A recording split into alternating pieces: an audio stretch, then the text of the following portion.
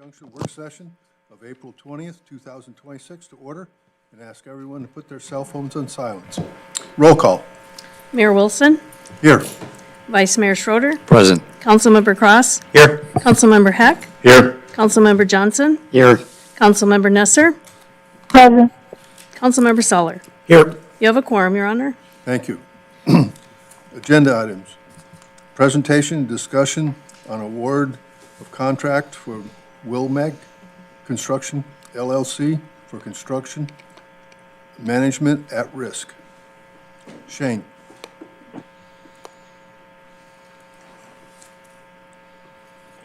Good evening, Mayor, Vice Mayor, council members, and city staff. My name is Shane Kiso. I am the Public Works Deputy Director, so glad to be with you here tonight on a project that very much means a lot for me because I work at this location for many, many years and look forward to a change.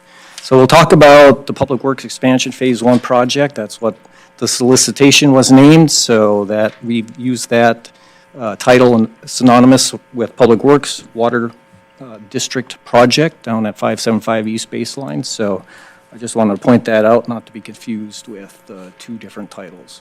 So purpose of the discussion here tonight is we are seeking to hire construction manager at risk, for short, CMAR. Might hear that definition from me as we move through. This will be for the pre-construction services for this project that currently is in design. We're right in the middle of design right now, so this is the opportune time to get the CMAR on board to take the full advantages of the CMAR.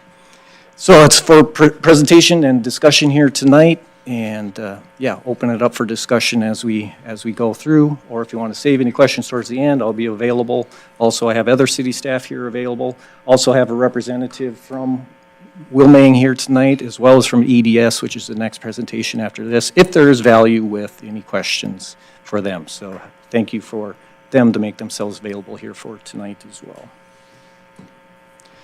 So fun, exciting here. Got some exhibits to show. This is the site plan. So we are currently in design with BWS. They helped us with putting the master plan together, which is site plan is part of that master plan. The existing terracotta or red buildings are our existing buildings, our operations main building. Follow the arrow right there. So that's our main building. We have some outbuildings in back.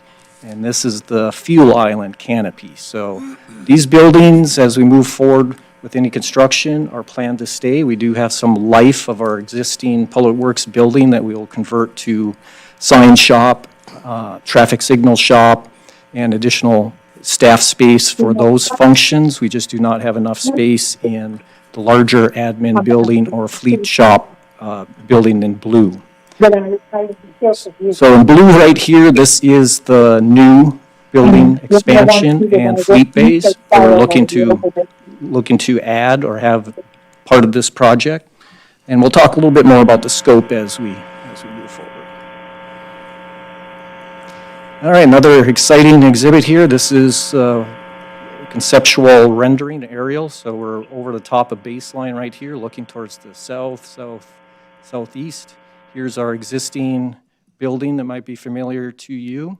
So we look to have the addition, which will house Public Works, the Public Works at 575 Baseline, currently housed in our old building, but also joining with AJ Water staff in this new location with our new fleet bays also on the back side of the building, as well as you could see the needed public parking improvements up front, and then some improvements to the yard also in the back for the equipment. Our current existing equipment yard resides right here, so of course we're going to have to be putting a lot of that equipment now back towards the back. Another exciting picture, so this is ground elevation of the front side of the building. You can see it's a two-story building, about 30,000 square feet. Definitely want to be building this building for about 15, 20 years in advance, so we're trying to build it so we have that room to expand. We did some tours of other Public Works facilities, and one of the common themes was build for expansion. Some of them built, and within just a couple years afterwards, they're expanding again because of the growth. So our hope is to build this building for the next 15, 20 years, so we don't have to pay that additional cost for contractors mobilized to put in another extension on the existing building we just built. Project description, I mentioned some of this, but I want to point out that this project will include some off-site improvements adjacent to Baseline Avenue. So when our existing building was constructed, no sidewalk, curb, gutter was installed at that time. So this project, we will look to do those off-site public improvements as well as widen Baseline and additional lane as needed, as our transportation plans call for when it comes to the widening of that street. There'll be some significant site grading and drainage. Our current detention area pond is currently right in the backside of our equipment yard area, and that will be right in the area too where we're looking to expand the fleet facilities. So we're going to have to be cutting, grading, filling that detention, and creating another detention further back on the property. This project includes the design and construction of a 30-foot administrative building, as I said, housing the existing Public Works staff that's at 575 East Baseline, but then also bringing in AJ Water staff that currently occupies space in the City Hall. So you can see we're trying to add space down at Public Works for expansion, but this is also, project has additional benefit of getting AJ Water out of City Hall and creating that additional space too that this building also needs as well. And then we talked about the fleet bay. Again, with our growth with the city, growth of our fleet is continuing to expand. So we are tight on fleet bays. This will actually double the size of our existing fleet bays, also include pass-through bays. So we'll have bays that larger pieces of vehicles could actually drive in instead of backing in or having to pull in forward and then back out, which sometimes causes problems and safety concerns when doing that. This design also includes those improvements, as I mentioned, with associated parking lots up front. Currently, we have really no established good-looking landscape, so we're hoping to make the frontage of the building better looking. Also, there's security improvements we'd like to be made. We've had some problems over the years with security down there, with theft of break-ins of vehicles at that site location, so we hope to address those issues too as part of this construction. Project timeline, so as I mentioned, we're currently in design. If we're keeping on pace here, hopefully we get the CMAR and our construction manager on here soon to not delay further, but we're on pace right now to finish design towards the end of this current calendar year. Towards the end of the year into the early 2027, we look to then enter the permit review and final construction, 100% construction plans review, and hopefully be set up then to start construction in that second quarter, around the same time next year, essentially. Start the construction. Construction, I think, may last about a year, just depends on how much we do, how soon we get going, the public improvements along Baseline, how soon there's feasible that we could start those improvements before we start going vertical on the construction site, which might benefit the schedule and the time frame sooner. And a gross maximum price to award. So again, the CMAR will be helping. We'll put that GMP together, as we'll discuss here in a minute. And that'll be early 2027 with getting the contractor on board, the construction contractor on board at that time, and be ready to go for that construction in that second quarter, 27. Yep. Yes, sir. So the way we're going about doing this, is this putting Willmeng in the driver's seat for being the general contractor for the actual build phase? Yes. They're going to have carnal knowledge on everything in this. It's going to create any kind of a conflict of issue, or, you know? It could, Councilmember Cross. CMAR is with Willmeng. They will be competitively bidding this, and Willmeng, the construction, more than likely would also, put a bid in for the project. However, we have such great value with the CMAR, and we'll talk about that next, what the CMAR brings to the table when it comes to getting a CMAR on board, because they are so affiliated with construction, they know construction, so they will add significant value to the design, making sure it's constructed, and we'll talk about talk about that. But yes, that is something that we're going to be keeping in mind and concerned with and making sure it is correctly bid when that time comes for the project. Thank you for that question. Anything else before? I know I'm going somewhat fast. We will definitely make sure we have time for more questions here as we get going. So to Council Cross's, here's essentially a scope of work to, as I mentioned, with the CMAR. I'm not going to read through all those bullet points, but I wanted to just elaborate a little bit. As I said, they are joining the design at a pivotal point. We're at the end of our schematic design before we go into full design. The CMAR, part of their scope of work is help putting estimates together. With that estimation, that will help us finish budgeting, identifying the monies that we need as we move forward through the rest of the design and prepare for construction. Also, I just mentioned too, they add a significant value because the CMAR is affiliated with the construction side of things. They are not just an architect that went to school for being an architect and not have construction experience. CMAR has construction experience. They will be able to add a lot of input into design, make sure things are constructible, and see those problem points or those issues that are going to be happening. Add that value engineering. When I say value engineering, look at the design and say, hey, yep, maybe not. Maybe we build it this way. We could save that much money or add this much more value this way. Have those discussions that will actually increase quality for the end product too when we go to construction. Also, with their estimating, with that value engineering, it will help mitigate any overruns when we get to the construction stage too, because they have it well calculated out with their estimating and their input when it comes to constructability when we get to that point. Also, I wanted to point out towards the last bullet point there, planned construction phasing and coordination of the active work site. Public Works, we need to keep running during this construction.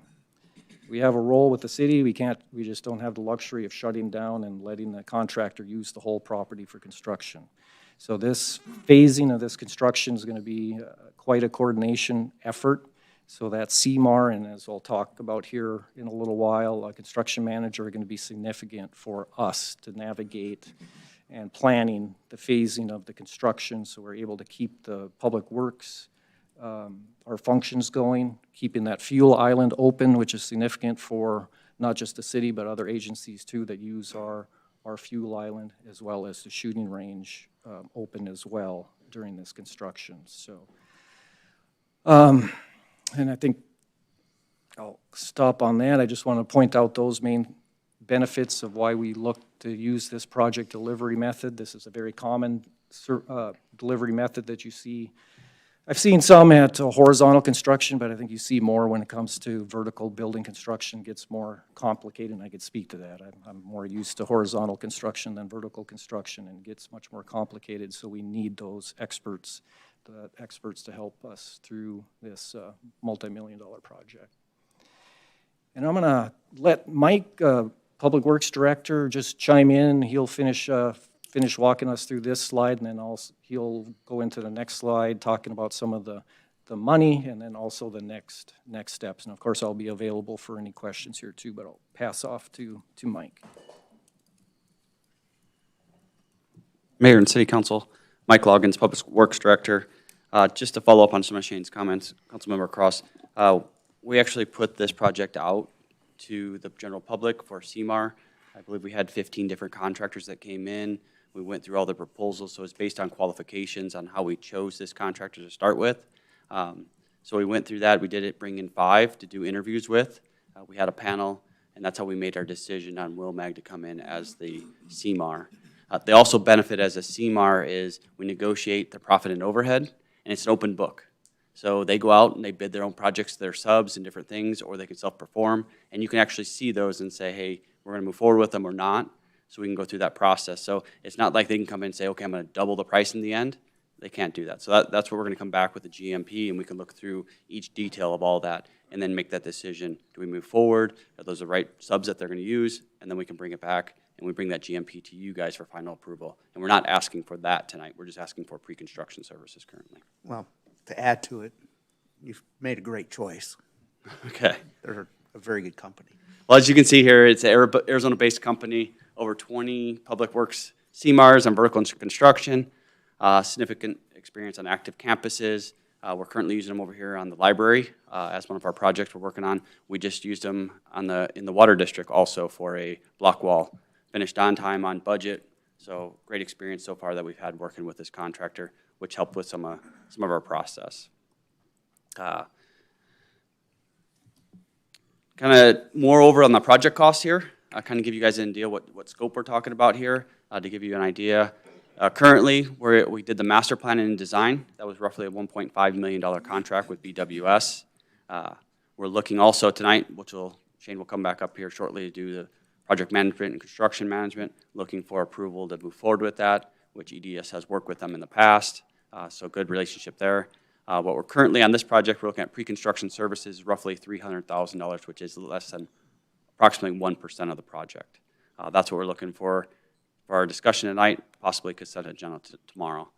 The overall estimated cost for construction with all your furnitures, fixtures, everything in there, and contingency included is $42 million, and then the overall cost for the project is $45 million.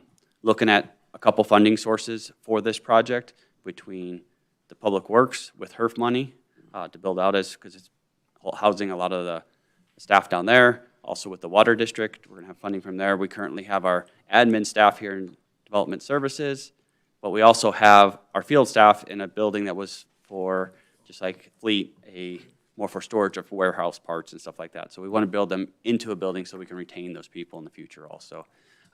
So working through that, we'll also have some money from general fund because it is part of Fleet Services.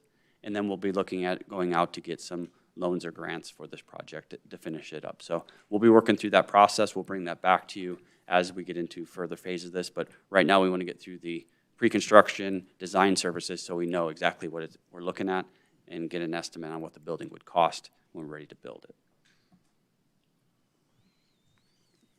So the pros contract from Willmeng, just pre-construction services, roughly $300,000, scheduled for consent agenda tomorrow on April 21st, 2026, unless you guys direct us otherwise if you want to bring it back in a couple weeks.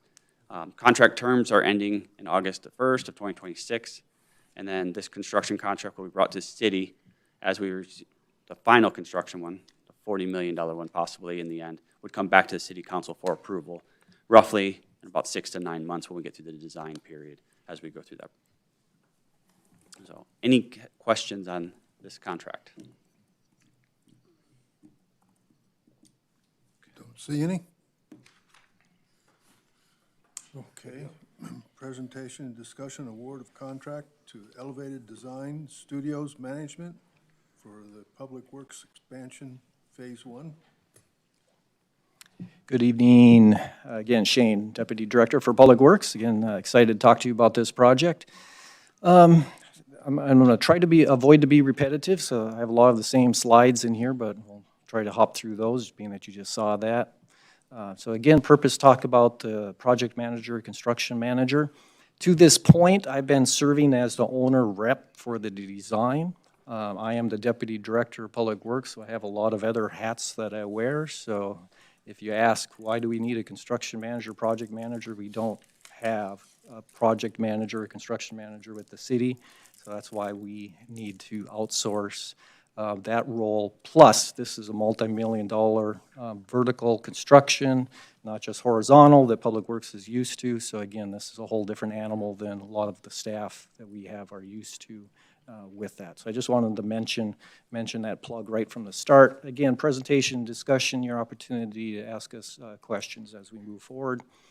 And as Mike just said, we're looking back to back. We don't typically go back to back, but we currently are sort of suspended in the middle of the design because the CMAR and construction manager are very critical at this stage for their estimating as we move from the schematic to the DD stage, design development stage of this process to make sure we're online with the amount of money that we believe we could have or get for this project. So that's why we're looking to go, again, back to back on this. Brought this up a few minutes ago with the past presentation. So again, construction manager help with this. A big part of the construction manager, as you'll see as I get to the scope, is again helping the city support this. We'll be working with our CMAR on a lot of these same items when it comes to construction, but again, the construction manager serves as the owner rep, as in our rep with working with the contractors, with the CMAR, helping us lead those meetings, necessary meetings, when it comes to the execution of this significant project. So again, scope project for the project is the same. Project timeline, I just went through this with you. As Mike said, we did solicit for the CMAR. We solicited also for the project manager CM recently. I think we got 12 submittals, I believe, for construction management. EDS stood out on the top, thus met our criteria after scoring, stood out on the top, met our criteria, so they were selected through a competitive process. PMCM scope of work, as I mentioned, provide project management for design and construction through design, but then also the next stage when it comes to construction as well, where the CMAR we just talked about is just for the pre-construction stage. We'll come back later as we go through the bidding process for the construction with the CMAR, but this contract covers both what we have left with the design as well as construction.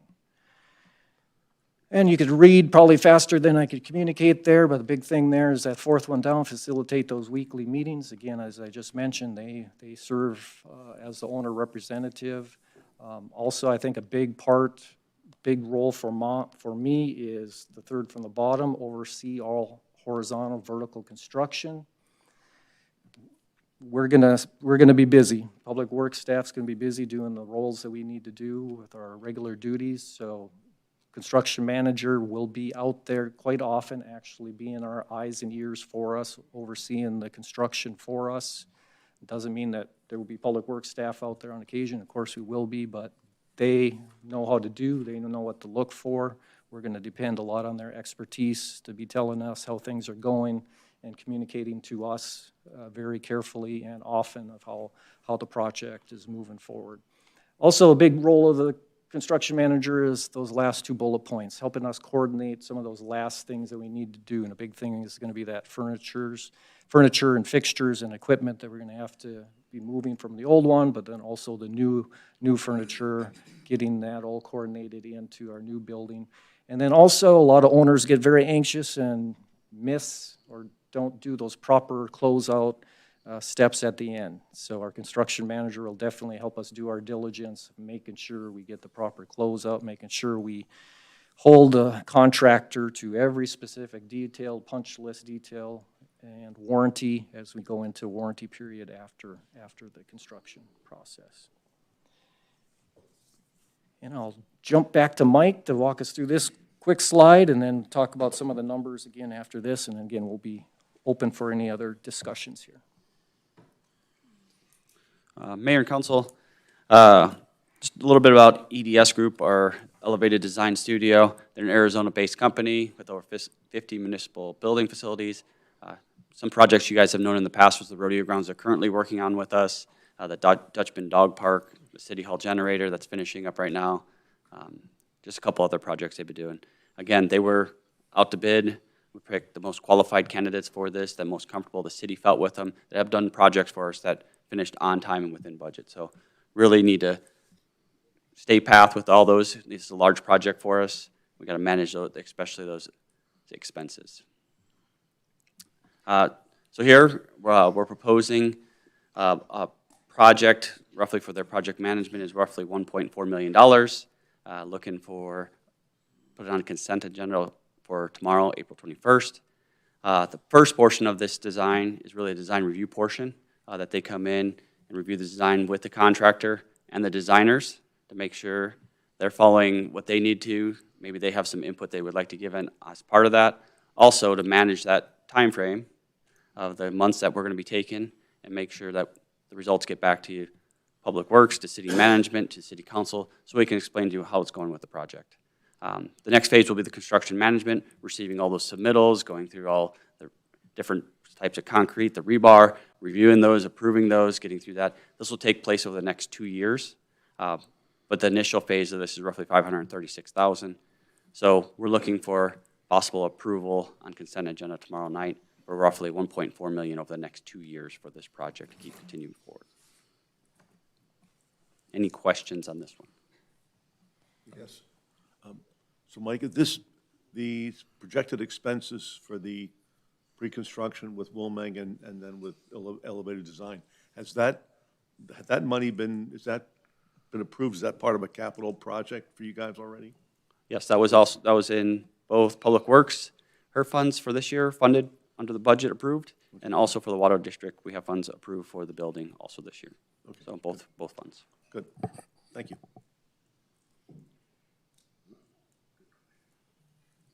Any other questions? No one else? Okay, Thank you. all right. Move on, presentation, discussion on award contracted 3, the elevated design, the city services expansion project. That one we just covered, right? Different project. Oh, okay. I saw the same name. That's why it It's the stopped me. same. Interesting, isn't it? Yes. Yes. All right, well, good evening, Mayor, Vice Mayor, members of council. My name is Trina Harrison. I'm your CIP Program Manager. Tonight, I am here to present a new contract for your consideration. And it is, right now, we're still in the process of master planning the 22 acres that we have down at Ironwood and Horton Drive. And our next step is contracting with an experienced project management company to provide the design, provide construction management and design management services that have expertise related to police, library, and parks. So if you remember, the project location is down south of Elliott on Ironwood and Horton Drive. So for the description, the project will have a police substation, a branch library, a public park, and a shared maintenance facility that Public Works and Parks will share. And it will also include on-site and off-site improvements that will be determined in the design process, which is not part of this. Well, I mean, it's part of the contract, but not the scope. So for the contract scope of work, it's the same thing that Shane just covered with you. It's project management services for design and construction. It's going to go all the way through acquiring and procurement of furniture, fixtures, and equipment, closeout process, all the way to city staff moving into these facilities. So it's all the way from the beginning to the end. The request was one request for qualifications that was actually released, and it included this project as well as the project you just heard from Shane for the Public Works and Water District Administration Building. So it was one solicitation, and then we split it into 2 contracts because they're on 2 completely different timelines, and they're in 2 different phases of scope right now. There was 12 proposals received. As Shane had mentioned, and Elevated Design Studio LLC was the highest ranked firm out of all of them. And they have provided project management services for many City of Apache Junction projects to date already. And this isn't all of them, this just shows you some of them.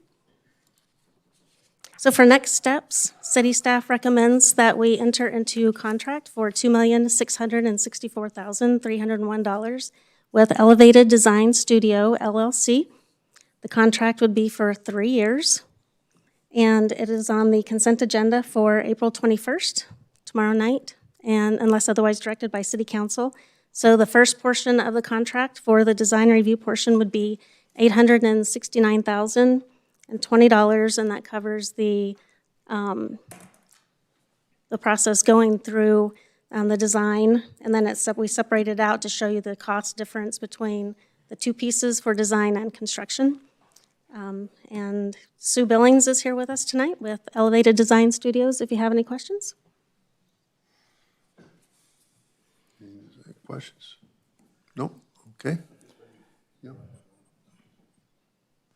I know this is not a question you can necessarily answer, but since we have design, elevated design, doing two projects at once, if they're struggling, or if something goes wrong on one, are we gonna have a problem with them, the second project? No, they have two different architects. One is going to be doing public works, and one will be doing city services expansion. And then they have a project manager also internally that will be doing each project separately. So there's no crossover between the directly related staff. They do have one gentleman who is a prior contract. He worked for a contractor, and he does a lot. He's very experienced with construction and utilities. So he will be doing both projects as far as the utilities portion of it goes. But as far as project management, there's two separate people that will be doing that, and they're There'll be 100%. separate teams for both of them? It's one firm, yeah, well, it's No, one but firm, separate different teams staff. working on each one? Yeah. Correct. And Councilmember Heck, I'll just add, part of the solicitation or the request for qualifications was for all the people who submitted to show that they had the capacity to take on two very large projects. And they good. still rose to the top of all the other solicitations. Okay, all right, thank you. Yes. Any other questions? Yeah, I have a question. This is more of a curiosity about elevated designs. I mean, considering this is a process that we go out for bid, they seem to be winning an awful lot of them. Tell me a little bit more about this. I mean, is it, they're always the cheapest? They're always, you know, what's behind the idea that rodeo grounds, the dog park, the generator, the master plan, the Parks and Recreation Administration edition, now we're going into the water building, and then now, you know, you see what I'm saying? I mean, it almost seems like they're just our go-to, regardless of who puts in bid, we're just automatically gonna give it up to them. And I just wanna know a little bit more about that, I suppose. I'm not, you know, I don't mean to put you on the spot, but the whole purpose behind, you know, going out for bids is to always, you know, keep the taxpayers in mind and the money they're spending on these companies that come in and do these projects for us. And if we're ignoring everything about that, I find that a little bit, you know, concerning. If I can just hop in here and give some perspective about that, it's a very fair question. Most of the projects you see listed in front of you here were fairly small, and we could even have Liz come up and share some of her experiences of working with the EDS. But when we went out for, part of the reason we went for RFQ was to get everyone to submit, and well, anyone that wanted to, on two very large projects.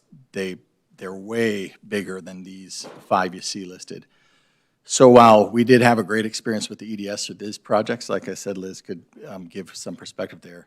The group of scorers on the RFQ review panel, how many of the? There were 7. There were 7 scorers. 7, yeah, there were 7 people across 6 departments and 1 external. Yeah. And Liz was on the panel, but she was 1 vote, and all the rest were other city department heads and also some outside folks that had no skin in the game, you know, as an independent party, and EDS still rose to the top. So part of it, yes, we have a lot of good experience with them, but they proved themselves through the procurement process as well. But Liz, I don't know if you want to hear from Liz about her experience or her perspective on this very question, maybe. Yeah, and again, I think it's a super fair question and something that we also, you know, take that very seriously.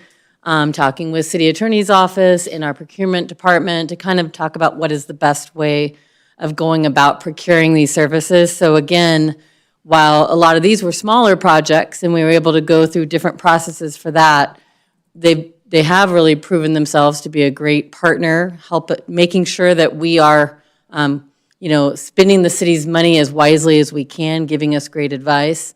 But this project, like Matt said, was very separate, and we really purposely went out and solicited, trying to get multiple folks to come in on this. For some of these smaller projects, you can do direct select. It's part of the state code. We can look to see qualifications, see who we want to go with. If we don't like their pricing, if we look around and don't feel like it seems fair, you know, in some of those smaller projects, we could go and ask somebody else. But this is obviously 2 much higher projects, higher profile projects, and so we went through that whole process. And I would just say, again, as being only one of the panel members, It was a very clear, department directors that had never worked with EDS before in reviewing those proposals and all of that.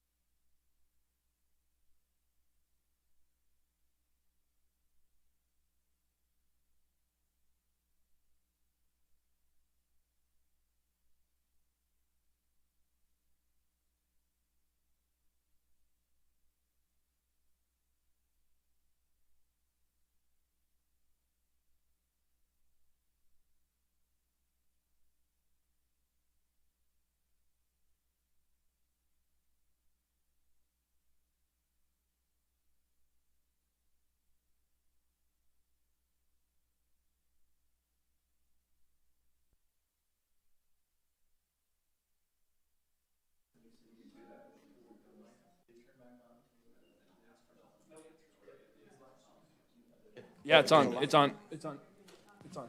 Testing, 1, 2. Okay.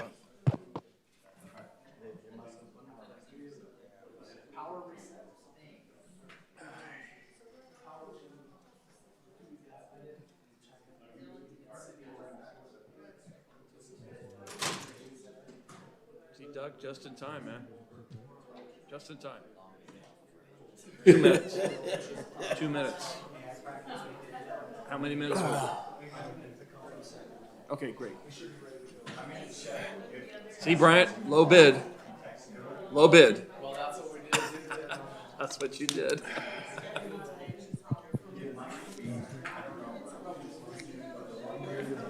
Testing, 1, 2, 3. Okay.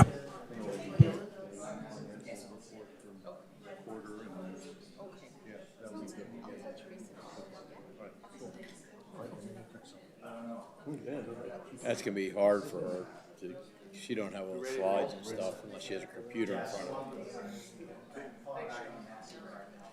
her. Yep. Yep. Oh, yeah. Hey, good for her for trying, though. Just test there. Just test there.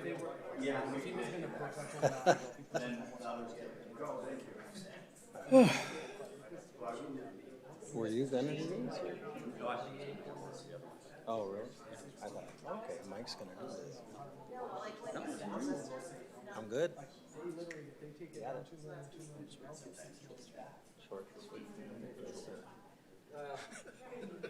We're working on that too next.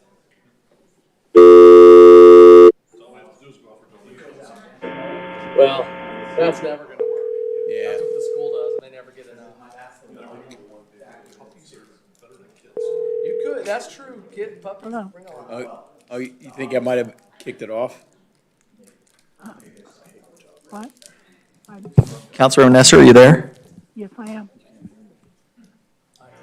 Oh, I think we still have you muted, so I think you're connected now.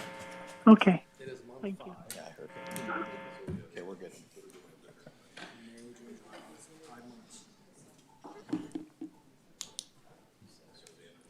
So, congratulations. Yes, sir. You find something?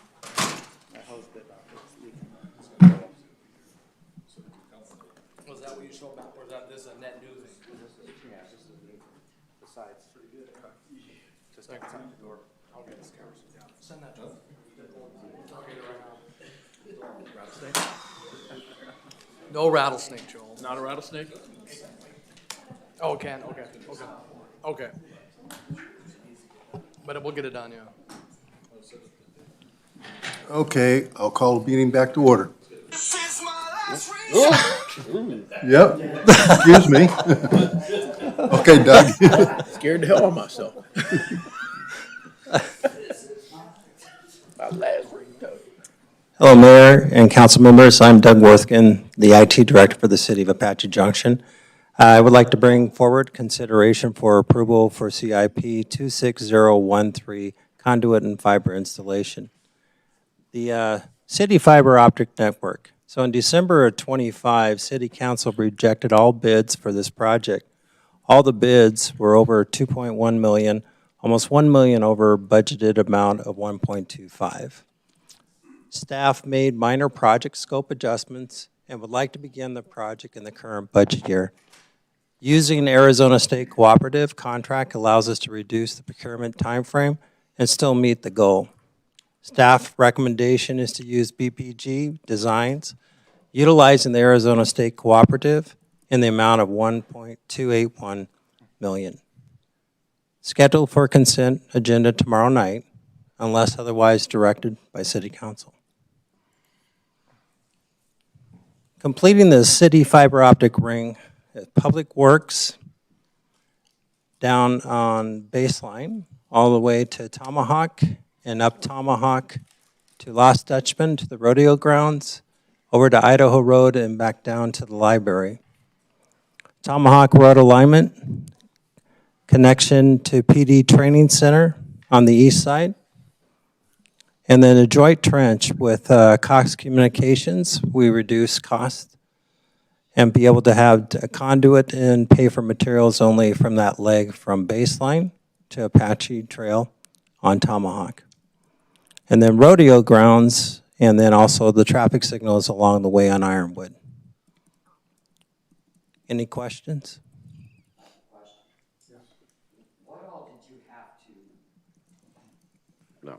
What all did you have to adjust that we ended up cutting almost $1 million in this item? So instead of going up Goldfield Road, and then the extra during the bid process, it drove the price up with the different questions and things. And then we were able to reduce going to Goldfield, and then also reduce going to Superstition, the fire department there. The fire department still can come Superstition and can come to Tomahawk and Superstition if they want to add there, but we reduce that cost. We also reduced the number of conduits in the trench as well. And then also with going in with Cox Cable, when they went through Public Works permitting process, we gave the opportunity for that, and that reduced the cost as well. Thank you very much. Any other questions?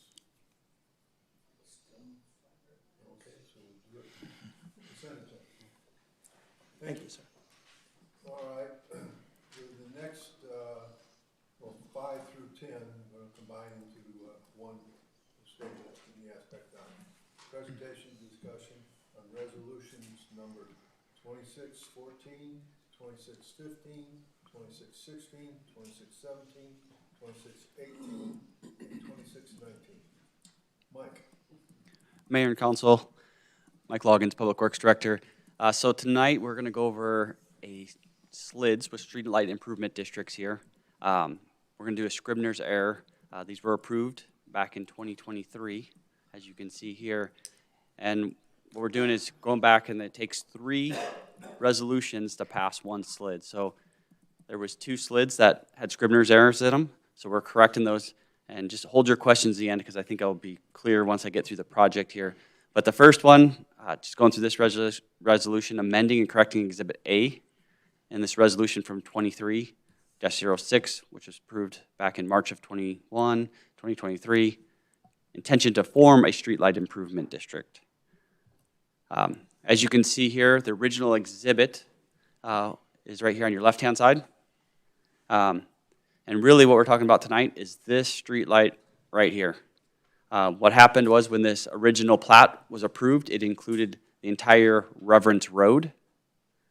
And so it included that streetlight there. We're going back with this new exhibit tonight, and we're going to remove that streetlight so it's no longer there, and make it so this legal description for this slid, it only includes the half-street improvements and not the entire road for Reverence Road. Okay. The next one is the next resolution we had back there was 23-07, passed on the same day, March 21st, 2023, and it was ordering the installation of these streetlights. So this is the process we have to go when we create a slid. Same exact maps that we had earlier. We have this streetlight here, and the full street improvements. We removed it. We have half-street improvements here. The last step to approving a slid is adopting the final budget for the streetlight improvements. So Exhibit A on this resolution went from the number of streetlights were 50. We removed 1 streetlight, so now it's 49. Okay. You guys are starting to get the process here. So the same thing back in November of 21st and 2023, in Resolution 2323, we had this slid that was formed, but it did not include the streetlight. So the new exhibit now includes that streetlight. The next resolution you passed, 2324, on November 21st, 2023, was the ordering the installation of that streetlight. Again, it was all the streetlights, so we have to amend that exhibit again. The same thing on these 2 exhibits, where streetlight wasn't here, we removed it, and we're moving forward. The final one was adopting the final budget for the streetlight improvements. So again, the number of streetlights are 23, we're moving to 24. This obviously has some costs, the same number of units of residents it divides it among, so your still costs are the same, but it adds a streetlight cost also for that year. So in summary, for this, what we discussed over these 6 resolutions here, what we've really done is this streetlight here was the original one, was not included on this half of the road on Reverence. The correction was to remove that streetlight from the first approval we did, the first slid, and move it over to the second slid here in this location. So all of this work for these 6 resolutions was really to correct the exhibits so that it showed the streetlight in the proper location and the legal descriptions were correct for the slids that we have out there. So we can get it to the Department of Revenue, that sends it off to Pinal County so that it shows up on the tax bills for those residents so they could pay for those streetlights in these subdivisions or these legal descriptions we have here. So, any questions on these streetlights? I just got to know, if it was passed in 23 and adopted then, who was going through this and found that that one little streetlight was missing? Congratulations for finding that itty-bitty detail that I'm just, I can understand why you had to do so many of these because you have to dot every I, cross every T. But kudos for whoever found that little streetlight there. And I'm going to say hats off to Pinal County because they're really looking at the legal descriptions for the slids themselves so that they caught that half road, that full street improvement. I bet you guys will be counting in the future, won't you? Yes, we will be. Mr. Mayor? Yes. Mike, can you explain how it works with who's paying for which streetlights and why it's just that streetlight and not the other ones? Can you explain when you do a streetlight improvement district, what lights will be paid for under the district versus the residents? So all the lights on here are paid for by the residents in these 4 parcels or these communities in radians. So 19-1, 19-2, 19-12, and 13. Along collectors and arterial roads, so along this collector on Ray and Meridian, the city or the residents of the community here of Apache Junction pay for those because they're for arterial roads to get traffic in and out. They don't receive direct benefit just for these customers in here. So the customers that live in this community actually pay for these street lights and the cost to turn them on and off at night. The arterial roads are paid for by the entire city rather than just the interior part. Thank you. You got a question? Not anymore, Your Honor. Okay. And these will become more common practice here. We have several more slids as development keeps continuing down south. But like Councilmember Johnson said, we will be paying quite a bit more attention to exactly where they line up and make sure that they all equal, so we're not coming back here for your approval again. Thank you. So we're doing This will be consent under agenda consent tomorrow night. tomorrow? Yes, sir. Okay. All right. I gotta turn the page now. Presentation discussion on development fee study update. Sydney. Good evening, Mayor and Council. Sidney Urias, Development Services Deputy Director. Per Arizona state law, all municipalities are required to update and review their development impact fees at least every 5 years. We're coming up in that time mark next year. We've hired Tishler Bice to help with that analysis.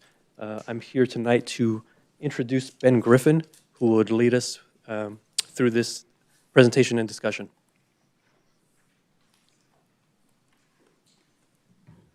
All right, Mayor, council members, it's good to be back in Apache Junction for your update to the impact fees.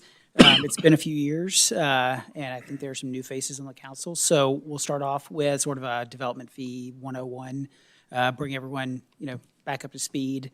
And then we'll look at the project timeline, the land use assumptions, that's going to be the actual development projections, the infrastructure improvements plan, that's going to be your level of service and cost calculations. And then we'll finish with the proposed development fees and a comparison to other cities and counties in the valley. So development fees, they're one-time payments for growth-related infrastructure. They're paid by new development only, and generally collected when you issue a building permit. You cannot use impact fees to fund operations, maintenance, repair, rehab, replacement.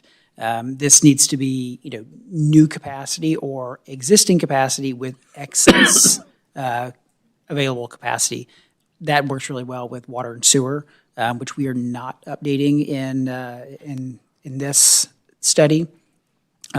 But, it's important to, with any impact fee study, to remember, three things. So you have to prove need, benefit, and proportionality.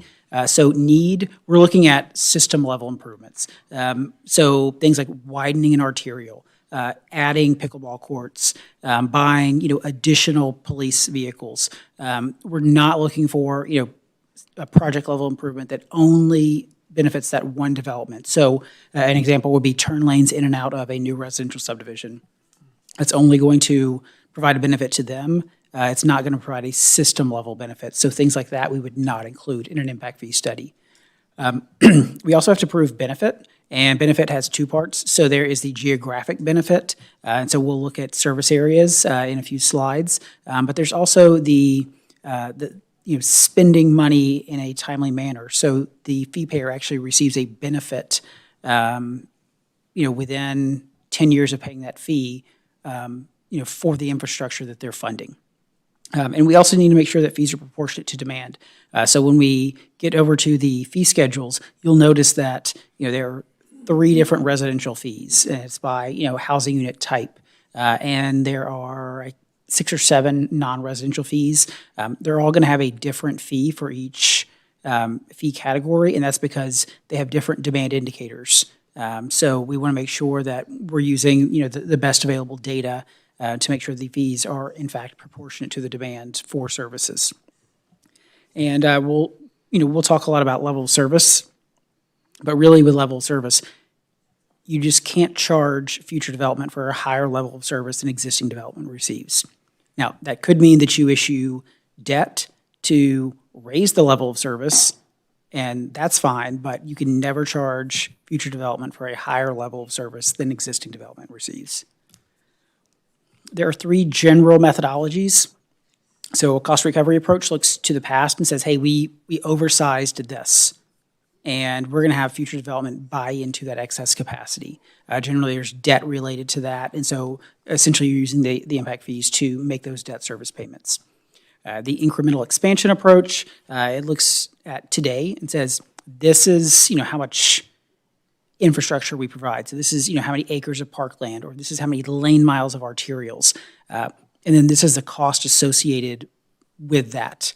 The incremental expansion approach is very flexible. It maintains a level of service. It does not define specific projects, which is very helpful if there's a recession or all of a sudden you get a development that you did not anticipate.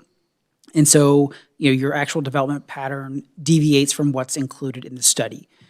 So if you grow faster, you generate more fee revenue, you build more. If you grow slower, you generate less fee revenue, so you build less. Whereas a plan-based approach is more rigid because you're defining specific projects. So instead of saying, hey, we need some pickleball courts, you would say, hey, we need 4 pickleball courts at this specific park. When you do a plan-based approach, generally you have a CIP or master plan that lists out these projects, and then we take a look at that and say, okay, well, this is existing development share versus this is future development share, and making sure that we're not charging future development for a higher level of service than existing development receives. We also have to look at credits. So a site-specific credit, that's handled after you adopt the fees. So an easy example would be, if a developer built a playground in one of your existing parks, that would qualify as a credit because they're building something that is included in the study. A debt service credit or a dedicated revenue credit, essentially this is something that we have to include in the study because we don't want to charge twice for the same improvement. And so if we include, let's just say, a library in the impact fee study, but you're going to issue debt for that library, and future development could generate, some sort of tax payment to retire that debt, we would be double charging. You will see that in a few slides where we talk about the library credit, but it's essentially just making sure that we reduce the impact fee to offset those future revenues, so we're not double charging. All right, so specific to Arizona, we have to have 3 documents. So there is the land use assumptions document. Essentially, that's your development for the next 10 years. The infrastructure improvements plan is the level of service analysis, the costs associated with infrastructure. Those 2 are basically 10-year documents. You adopt those first, and then once you've adopted those, the actual development fee report is a separate adoption process. You must update your development fees every 5 years. So you'll see 10-year projections, but the expectation is, every at least 5 years, you're updating your development fees. There are limitations on certain necessary public services or essentially allowed infrastructure. So parks, you're limited to 30 acres unless they provide a direct benefit. You can't include regional training facilities for public safety if you have more than one station or substation, and everything has to have a useful life of at least 3 years to be eligible. All right, so we kicked this off September 15th of last year. Earlier this afternoon, we had a stakeholder meeting. We're having a work session, and everything else is the plan for right now. So May 4th, we will advertise. You can't have any public hearings for the first 60 days after advertising. So we'll continue to use that time to make adjustments with staff as needed. If we receive any comments from you, we'll incorporate those. But the idea is July 7th, we'll have the second stakeholder meeting. We'll have the first official public hearing at a council meeting on July 7th. You have 30 to 60 days to adopt the land use assumptions and the IIP. So September 1st would fall within that. September 14th, you would advertise the development fees. You'll see those tonight. Every time you see, this updated presentation or the updated document, you have all three components in there, just to make sure it's very transparent. You would have the October 20th public hearing on the development fees, potential adoption December 1st, and then you have to wait at least 75 days for the fees to go into effect. So if everything went to plan, February 15th, 2027, the new fees would become effective. So any questions on timeline or methodologies? All right, so we'll move on to the land use assumptions. This slide shows the residential demand factors. Essentially, this is census data, and you can see that, for Apache Junction, a single-family unit has about 2.5 persons per household, and then as we move down the table to multifamily, then to mobile home or RV, you have fewer occupants per unit. When we are assessing the fees per person, to make sure that the fees are proportionate to demand, a single-family unit would pay the most, and a mobile home or RV unit would pay the least, because those units have the fewest occupants per unit.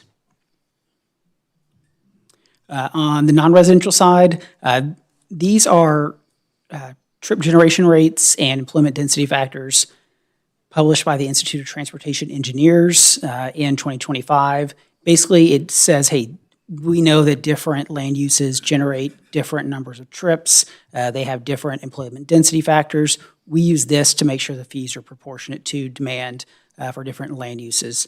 The six gray rows, those are what you'll see in the fee schedules. So we're using those as the proxies for 6 general land uses. All right, so for service areas, we have a citywide service area for a library and police fees. The auction property, they do not pay park and street fees because the development fee takes care of their park and street improvements outside of the development fee program. They are still providing parks and street improvements. It's just not included as part of this update. The remainder of the city outside of the auction property will pay parks and street impact fees. All right, so this just shows 10 years of projected development within the auction property. We're using their master plan, which shows build out of development units 1 and 2 equal to about 11,000 housing units. And so you can see at the end of this 10-year timeline, we're looking at just shy of 11,000 housing units. When we convert that to population using those census factors, those 11,000 housing units would be about 27,000 people. And so if we're looking at a 10-year increase, that's about 9,000 housing units left to develop down there. So that's about 22,000 people in those new housing units over the next 10 years. We do the same thing for non-residential development. So build out is about 443,000 square feet of non-residential development.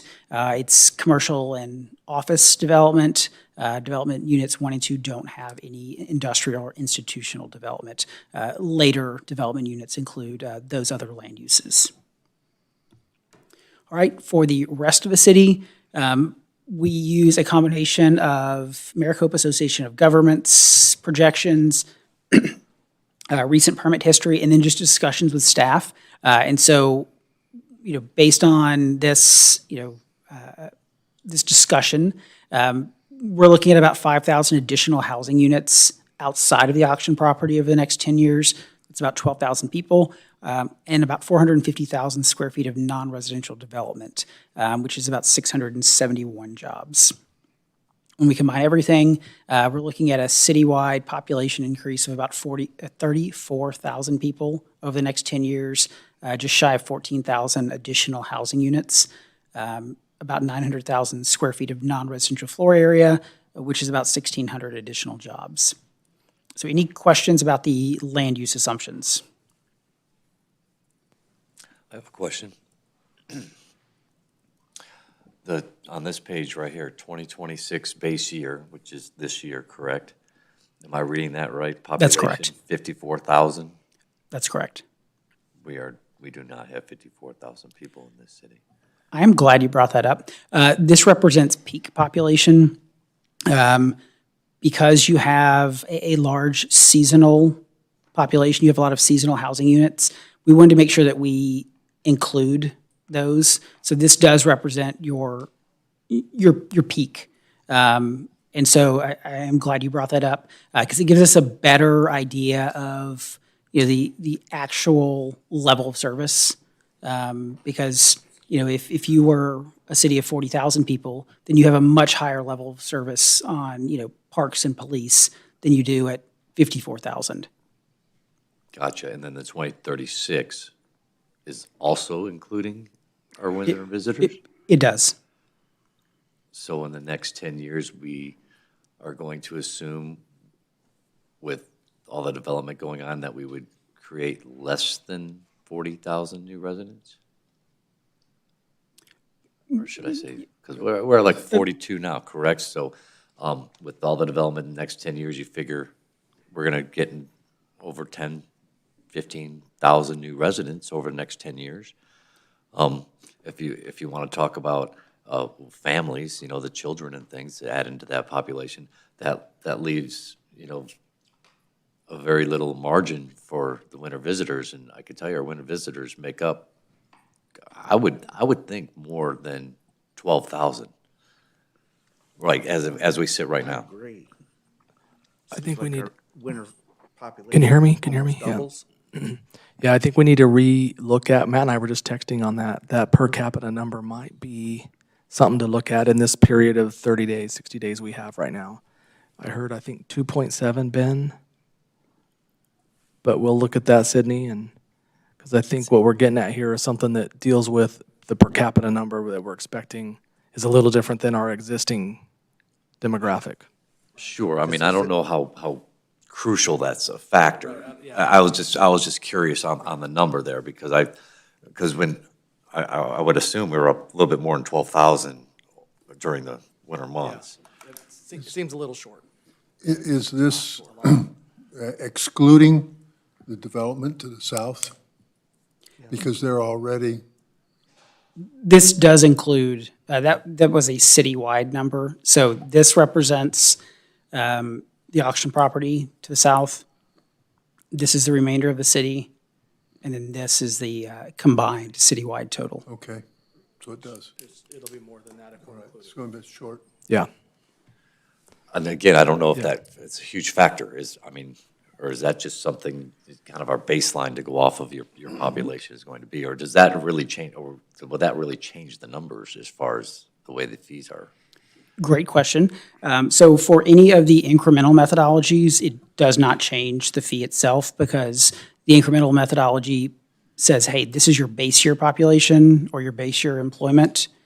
So if you grow by 100,000 people or you grow by 1,000 people, it still doesn't change your base year. So Now, I mean, if the revenue would be higher then? if you grow faster, yes. Or if these numbers are a little bit low, all we're doing is we're looking at a higher revenue base if Correct. these population numbers are Now, low. on a plan-based or a cost recovery where we say it's this much infrastructure divided by this much growth, if we're too low, then the fee is wrong. If we're too high, the fee is wrong. So because we do have a few plan-based components, if we feel like the 10-year growth projection is a little low, we should adjust that, because we don't want to over-collect or under-collect on revenue. Now, you do update every 5 years, so it is, you can adjust this, in 5-year increments if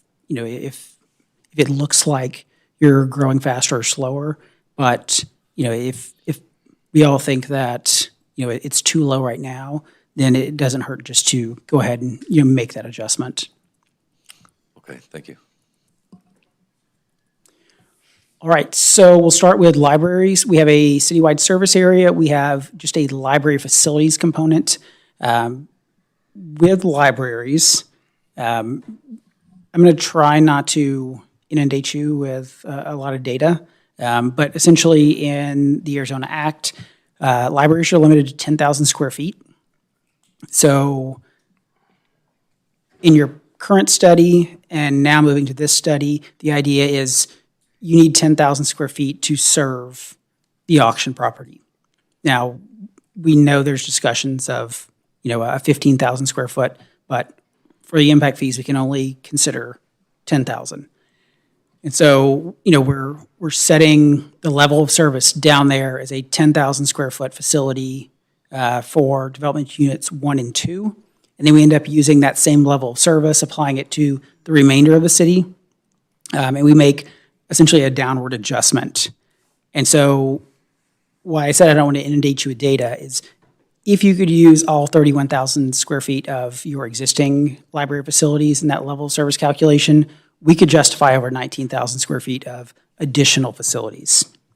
Since we can't, essentially we're sizing this 10,000 square feet of eligible facilities to build out. We take that level of service, and then we say, well, in your current study, there was no development down there. So it was very easy to say, all right, here's 10,000 square feet to the total build out.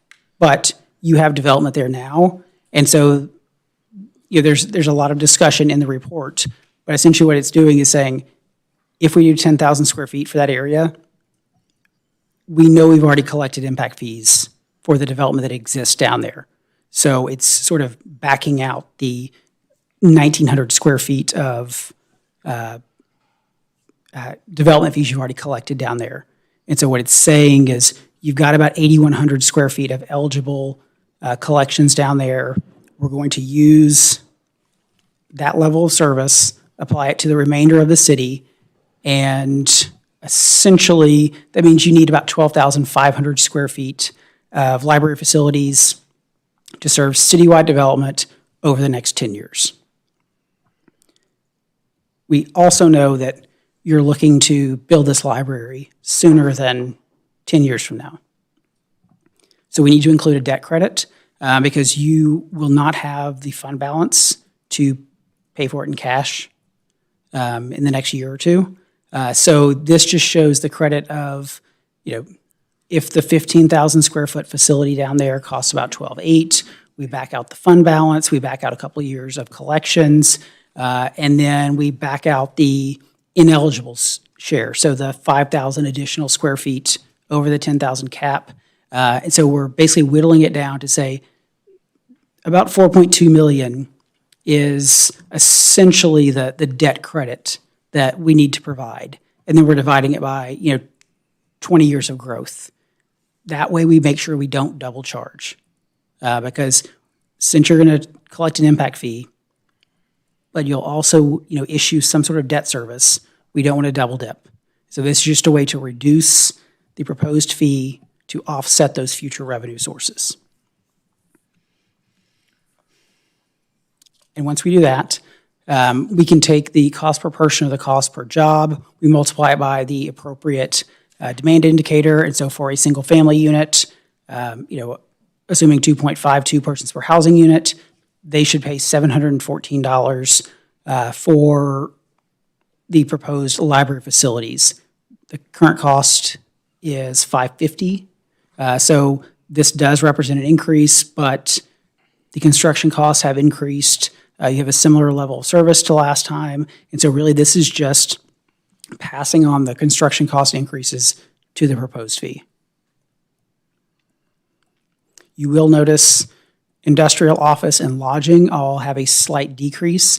That's because the previous study used the 11th edition of ITE. Now we have the 12th edition. Those three land uses have fewer employees per 1,000 square feet or per lodging room than the previous study. That's why you're seeing a slight decrease there. So any questions related to libraries?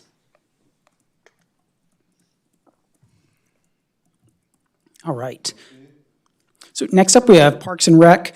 So remember the auction property will not pay development fees for Parks and Rec because the development agreement has them fund theirs outside of the development fee program. So we're looking at 3 incremental components. So if we maintain the existing level of service, we need about 31 additional acres of developed parkland to serve development outside of the auction property. We need about 34 additional park amenities and about 4.5 additional miles of trails. With the park land, you have about 2,200 existing acres. About 143 of those are developed. So you have over 2,000 undeveloped acres. So in discussions with staff, we do not recommend a land acquisition component. However, we do recommend a developed parkland component. So we know that there are certain costs that are, rolled up in, the cost to build a pickleball court or to add lighting or, to add parking or a ball field. But there are, infrastructure costs that aren't included in that. So running utilities, site work, grading, irrigation, things like that. And so this component is meant to sort of fill that gap where you may not collect everything by just rolling up, cost into, the average cost of an amenity. And so the idea here is if you have about 143 existing developed acres, you maintain that level of service, you need 31 additional, and so at $40,000 an acre, that's about $1.3 million to develop future parkland. We do the same thing with existing amenities. So you have 154. The value of those existing amenities is about $38 million. So the average cost of an amenity is about $245,000. Again, if we maintain the existing level of service, you need about 34 additional amenities to serve the next 10 years of growth. And so at $245,000 per amenity, that's about $8.2 million generated to construct additional, playgrounds or ball fields. Again, it's an incremental methodology, so you're not locked into specific improvements. It just says, if you're already providing certain types of improvements, the expectation is you will continue to, expand your inventory of park amenities. Right, do the same thing for trails. So if you have about 21 miles of existing trails, you would need about 4.5 additional miles to maintain the existing level of service. That would generate about $367,000 in development fees. And this shows the proposed fees. So for a single-family unit, that's just under $2,100. The existing fee is about $1,700. So a slight increase compared to the existing fees. All right, we'll move on to police. So this is a citywide service area. We have 3 components. So there is a plan-based facilities component. The idea here is you're building about 66,000 square feet of police facilities. I'll just jump to the next slide. You are replacing some existing animal control facilities. So those are ineligible for development fees. In discussions with staff, this will likely serve development beyond 10 years. So we are taking the total of existing and planned facilities and allocating that to your population and non-residential development 20 years out. And so based on that, we can justify about 35,000 square feet of the total 66,000 square feet of planned facilities with development fees. The remaining 23 or so $million, that's existing development share. It increases the level of service, so we can't use development fees to fund that. Because we're increasing the level of service, because there is, existing development share, it's likely you will have to issue debt, so we are including a debt credit in case you do issue debt. For police vehicles, you have 101 vehicles today, so this is meant to not replace existing vehicles, but to expand the fleet. So as the city grows, you hire additional officers, you need additional vehicles, you would use your impact fees to fund that. And so you would need about 58 additional vehicles to maintain the existing level of service over the next 10 years. Do a similar calculation with police equipment. If you have 201 units today, you would need about 115 additional units over the next 10 years. And this shows the proposed fees for police. So your current single-family fee is about $1,200 per unit. The proposed fee is $1,449 per unit. All right, and streets will be the final component. Again, this fee will not be assessed within the auction property because the development agreement has them pay for their own street improvements. We have a single component with streets. This is street improvements. Essentially, it's your arterial and collector grid. So if we maintain the existing level of service, you need about 8.1 additional lane miles. So if you look at the report, there's a lot of data to back all this up, but essentially what we're doing is we're taking those trip generation rates, we're multiplying it by 10 years of projected growth, and then we size it to your existing street network. You have excess capacity in your network today, so based on ADOT traffic counts, we reduce the excess capacity. So that's why you see 165 lane miles, but 32 adjusted lane miles. So we're basing the level of service calculation on the used capacity, which does reduce the demand for additional street improvements from 42 lane miles down to about 8.1 over the next 10 years. This shows potential street improvements. This is not a plan-based approach.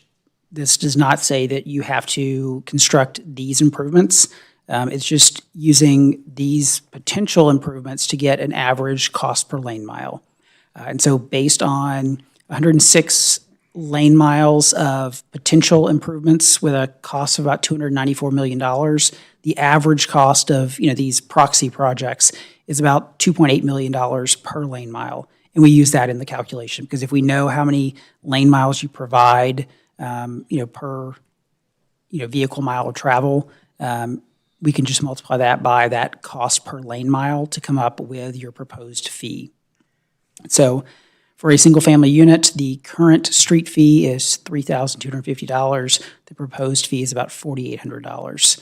And this does reflect a similar level of service as you had in the previous study, but you do have a much higher street improvement cost because, as I'm sure you're well aware, it costs a lot more to pave a lane mile of street improvements today than it did last year or the year before or even 5 years ago when you adopted the previous study. This shows the comparison of your proposed residential fees at the top to the current fees in the middle and then the increase at the bottom. And then the next slide, this shows non-residential. With non-residential, so industrial, commercial, office, lodging, industrial, commercial, office, institutional, those are all assessed per square foot of floor area. Lodging is assessed per room, and assisted living is assessed per bed. Again, top is the proposed fee, middle is the current fee, and the bottom is the difference. And then finally, if you squint, you can see this is a comparison to other cities in the valley. Your proposed fee for the auction property, it's increasing about $400 per single family unit. For the remainder of the city, you're going from, on the non-utility side, about $6,700 up to about $9,100 on the fees that we're updating. If you look all the way to the right, you see the utility components with it as well. But we did want to show this comparison to your neighbors, and you can see some of those 2026 numbers of your neighbors who are currently updating. So that's going to include Casa Grande, Pinal County, Santan Valley, and Goodyear. I think those are the ones that are active right now. And that is the final slide. So I'm here to answer any questions or comments. So reading that correctly, if I buy an acre and a quarter of property, turn in my blueprints to build a home, it's gonna cost me $25,753 just to get the permit, plus whatever other fees and inspections and everything else. For a single-family unit, that's correct. Assuming they hook to the sewer and they're in the Apache Junction Water District. And there wasn't already an existing home there. And if there is an existing home there, what does that mean? If there is an existing If home, there is, yeah. I don't believe they pay the development fee, because there's already an impact. Been an impact, so they Right. don't have to, yeah. So like, this will not affect, well, how does this affect Home Sweet Home? So if there's an existing home there, they don't have to pay anything. Correct. You know, let's just say it's a fill-in lot somewhere in the city. How does this affect it? Because we've been advertising Home Sweet Home as, you know, permit out the door, less than a week. Rudy, if there's an less than existing home, $3,000. if it's already been there before and it comes off, there's no impact fee, correct? But if it was Say a it again. vacant lot, they'd have to. Rudy said that's correct. Meaning if there's an existing home and I'm it, saying if it's, you know, because we can use Home Sweet Home on an empty lot, correct? if it's, So, Rudy, come on up. Come on up, we gotta use the mic.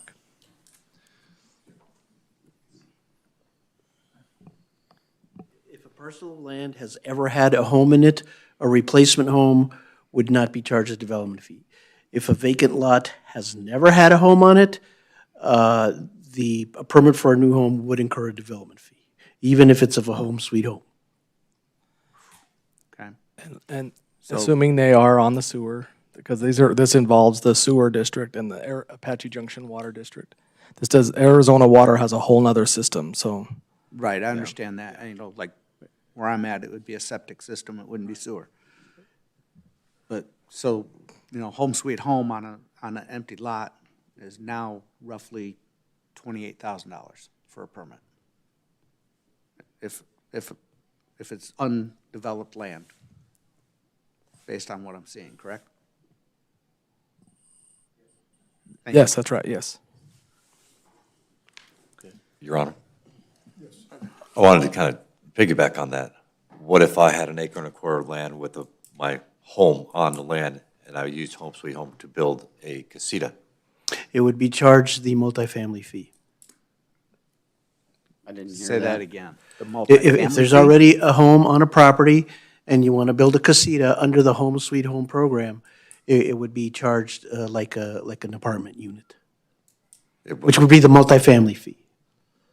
Which Didn't you is, just say a minute ago that if the property has been developed before, it's already paid the development fee? Right. So a Home Sweet Home would only be the permit for the Home Sweet Home. There wouldn't be any development fees. Correct. Right, what it's I'm now asking. it's going Well, from being we a went single-family lot to kind of like a multifamily lot. what's, So, under Home Sweet Home, we've been telling customers, I've been telling customers, hey, you could have a mother-in-law suite, another home put on your property, and it's gonna be less than $4,000 out of your pocket, and you'll have your permit and ready to start building in less than a week. But that's not true. Or is it true? Well, the plans are ready to go, yes. Well, we have the plans ready to go. Right. They also have to do is provide the property and the location that you have to approve, yep, it meets the setbacks and everything else. But what you're saying now is they're gonna have to pay a development fee of a multifamily development? That is my understanding. Then we've not been truthful to our constituents regarding Home Sweet Home. Sydney, is that correct? That is correct, yes. Maybe Joel can help us with that. Just clarify, Mr. Mayor. The Home Sweet Home program, is this even on? Yeah. You have to talk right into it. Okay. You're talking about the already made plans, correct? Correct. So, yeah, so, and Sydney, correct me if I'm wrong, but we had an architect create those, correct? Yes. And basically, you still have to pay development fees. So, this is just a, Why have we not been advertising it that way then? So a few things to note. The Home Sweet Home program saves a potential resident the design costs and the plan review fee savings. And so there's two savings there. Regardless if it's, this program is used on a lot that has been developed or undeveloped, if it's used for a casita, then it would be charged a multifamily fee. I think there was a misunderstanding there in your initial question, Councilmember Cross. So I think that's why there was that initial confusion there. And Sydney, how do we view that portion of the fee system that we have versus impact fees? And meaning that just in our ability to communicate well what we're doing, we view the impact fees just a little, I mean, at the staff level, a little different. Yes, we did view that differently. And the way Development Services has communicated to staff is those two factors. We're saving them on, the city has, through the Home Sweet Home program, is saving residents through the design fee and the plan review fee. So the information that we have provided residents is accurate. However, there is a caveat, I think that, to your point, Councilmember Cross, that if the property has been undeveloped and they're using the Home Sweet Home program as their main residence, then they would be charged a single-family fee. If the property has already been developed, then they would not be charged the fee. However, to Vice Mayor's question, if they're using it as a casita, then the Home Sweet Home program, through the Home Sweet Home program, then that casita would be charged a multifamily fee. Yeah. How does the Home Sweet Home program work with wastewater and water? Because that's 16,000 of the 25. I want from a proportionality standpoint. If Brian, it would just be dependent on where they're located, and if there's service required to connect to that house. I'm still confused. Yes. I own a home, I have 1.25 acres. I decide that I want to have a casita added just because I want some extra space, because maybe I'd like to have some private space away from everybody else in my house. So it's already a developed property, but now you're telling me it would be considered undeveloped to put in a casita on my own property, and I'd have to pay this? Great question, Councilmember Johnson. It's not a question whether the property has been developed in terms of having a casita. The fee for a multifamily unit is then assessed because there's additional load to infrastructure at that point because of the casita. Why is it considered multifamily? It's the same family. Perhaps it is, perhaps it doesn't.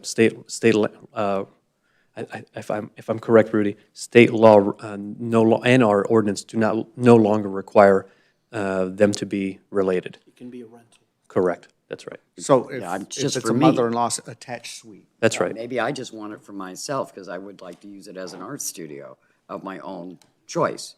And I would have to pay this development fee as if I was a multifamily because I took a Home Sweet Home in Casita and put it on my own property. That is correct, Councilmember Johnson. And that was actually brought to our attention throughout our last financial audit. And so they've actually made that correction to us, and that's why we are charging now a multifamily fee for a casita. Your Honor. Yes. Just to be fair, how many Home Sweet Home have you? Great question, Vice Mayor. Less than 5 applications have come in and received permits. So were these individuals like blindsided by this? No, they weren't surprised. Actually, they were quite grateful that we were providing a significant cost savings to them in design and plan review fees. Okay. I was just under the assumption that a lot of those fees were not associated with it. The whole purpose of it was to make it as cheap as possible, but. And there is a significant cost savings, like I said. The initial estimate in terms of cost savings was about $20,000 to $25,000. So we're still saving the residents of Apache Junction quite a bit of money there. And so I don't think it was advertised or marketed incorrectly. There was just a caveat. There was just a small asterisk to that, depending on whether the lot was developed or not. Your Honor, this one kind of goes off track, but I thought about this a little earlier during the presentation. So the multifamily is a little less than the single family, and this is what we're offering to developers. Now, multifamily generally translates into apartments, and generally that translates into rentals. So why are we incentivizing rental properties when we would rather see more home ownership? Vice Mayor, that's a great question. I'm going to have Ben assist with that question. But my initial understanding is the reason that the fee is lower is because the persons per household for a multifamily unit is traditionally lower than a single-family home. Ben, can you expand on that? That's correct. We have to make sure that the fees are proportionate to demand. And so, if we're not using, vehicle trips or, water, wastewater demand factors, we're going to default to persons per household. And on average, they have fewer occupants per unit. I get that. Like my neighborhood, for example, I have 178 houses in my neighborhood. Had to count them years ago when my kids were trick-or-treating. You get a 300-unit apartment complex. If you want to talk about, more on the infrastructure, you're getting more in this apartment complex than you would a typical, because let's just say, okay, maybe you only have one person, less people per apartment unit than you would a house, but everybody's generally probably going to have a car. So if you have a 300-unit apartment complex, you got 300 cars, if probably more, because there might be more than, maybe 2 people living in the apartment. And that would translate to more on our infrastructure than a 200 housing unit. That's correct. But if you compared 300 multifamily units to 300 single-family units, you would generally have more people and more vehicles with those 300 single-family units. And I would also imagine with the cost difference, the difference between the two fees, 300 compared to 200 makes up maybe make up that difference. You see what I'm saying? I kind of, I understand what you're saying, and I think that math is off. Because I think with rental prices being so high, a lot of people are sharing rent. 2 guys, renting an apartment because they can't afford it on their own. We see that all over the state. And so I think there is 2 vehicles for almost every single apartment out there. Great point. We have to remember that development fees pay for the cost of infrastructure for the lifetime of the unit.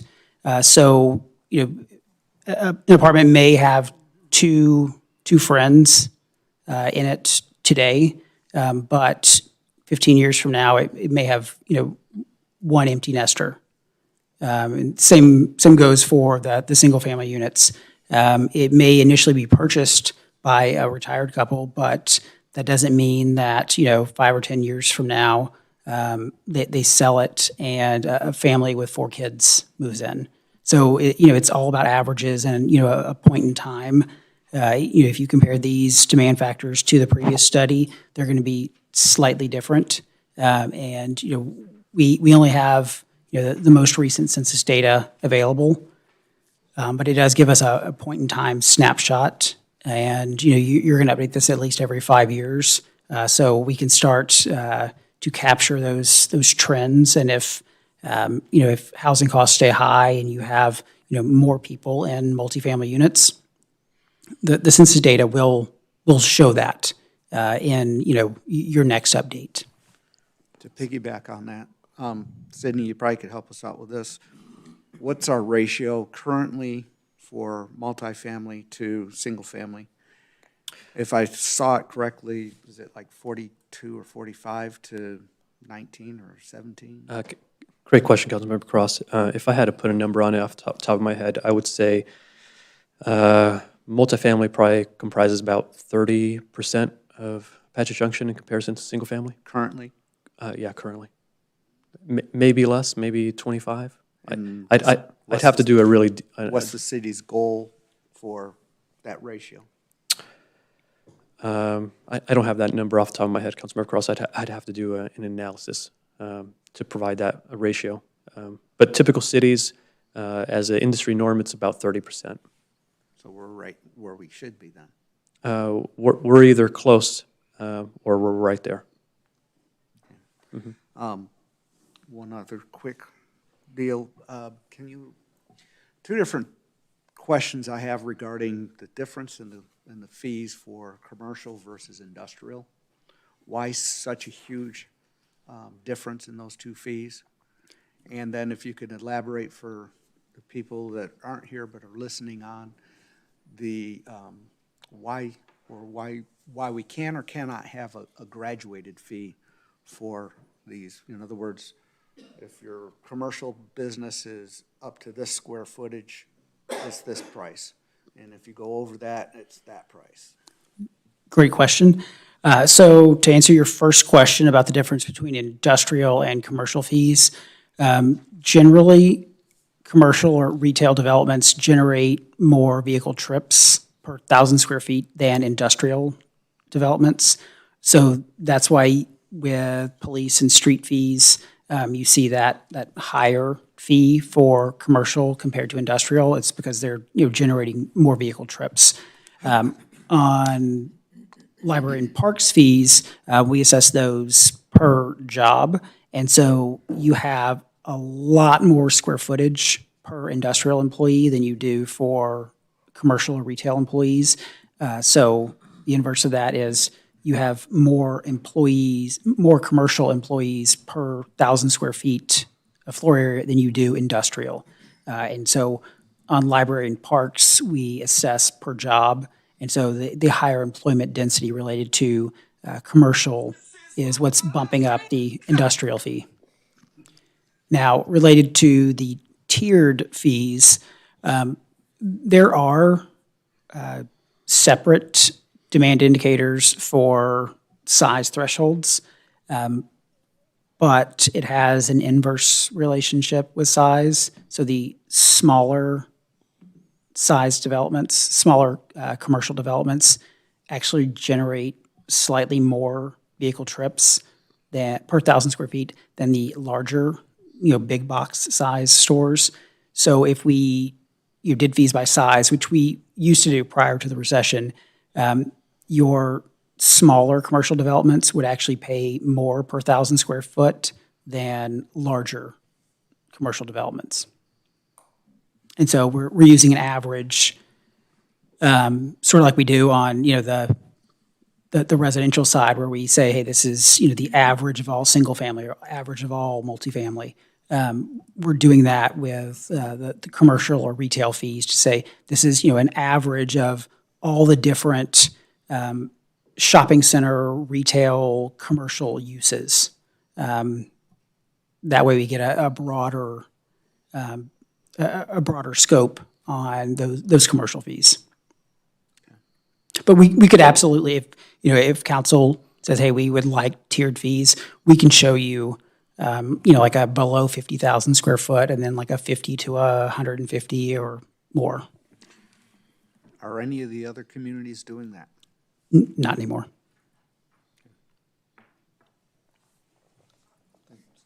Thank you.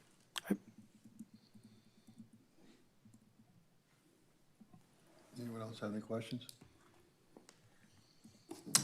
All right. Thank you. Thank you.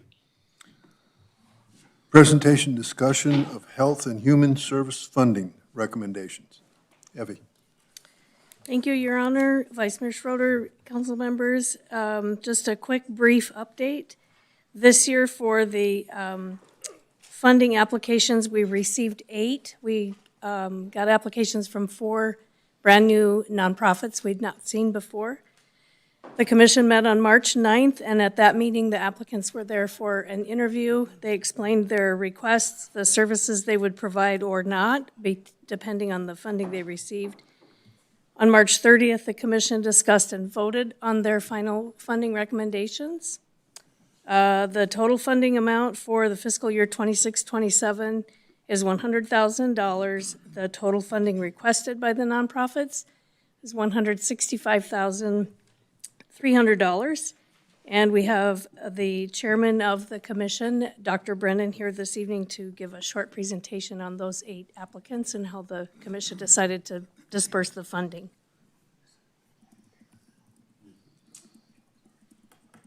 Mayor, Vice Mayor, council members, this is my last meeting with you all. I have another year that I could have, but I'm going to engage in some bucket list issues since I turned 78 this summer. So that's what I'm going to do. At any rate, in light of that, It's not kicking a bucket, is it? no, Okay, I'm good. not going to kick the bucket. All right. At least that's my intention. I'm going to try and avoid that.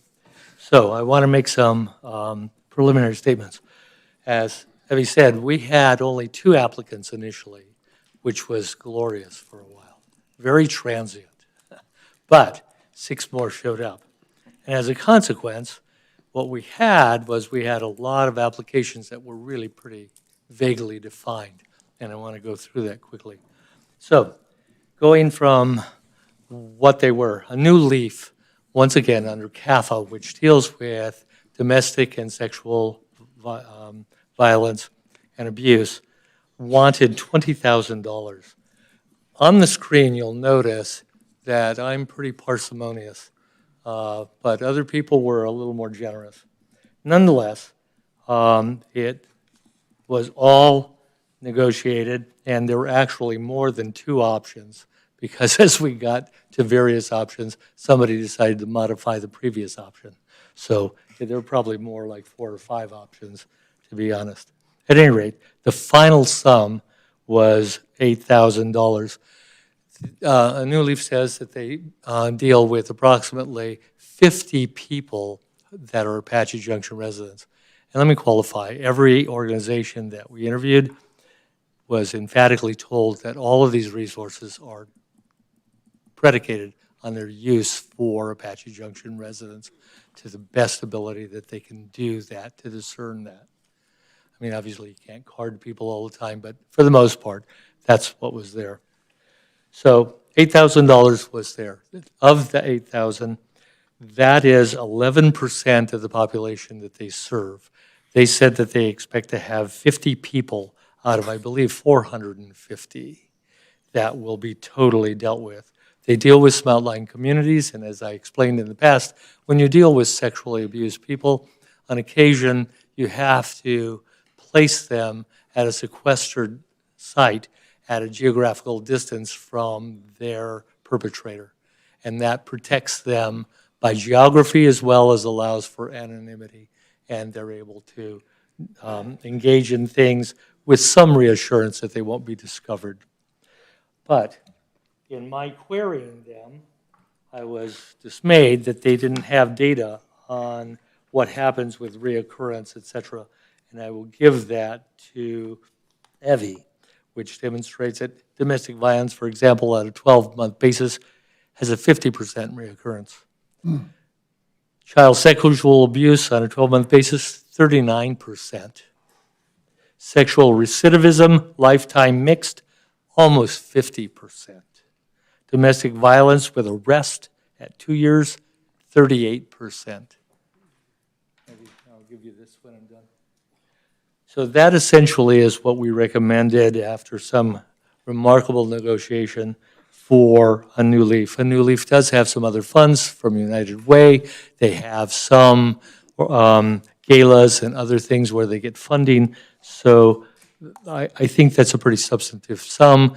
They wanted $20,000 initially. They said $13,000 was what they really desperately needed to give some validity to their other funding sources by saying that at least the city of Apache Junction is willing to contribute this much. AJCDC had requested $7,500. I said $6,000. Almost everybody else said $7,500. $10,000 was an additional one, and it was settled at $7,500. They're pretty much really admired. They're all volunteers, et cetera. But I was surprised. I had a revelation relative to what they can do. They remediate code violations as well as hazardous environments within the community by removing those hazardous materials, maybe vermin, what have you.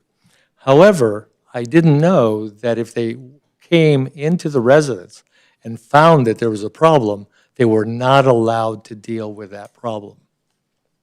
So if there was a gas leak, if there was a problem with the structure having faulty floors that were less than stable, et cetera, that was not permissible.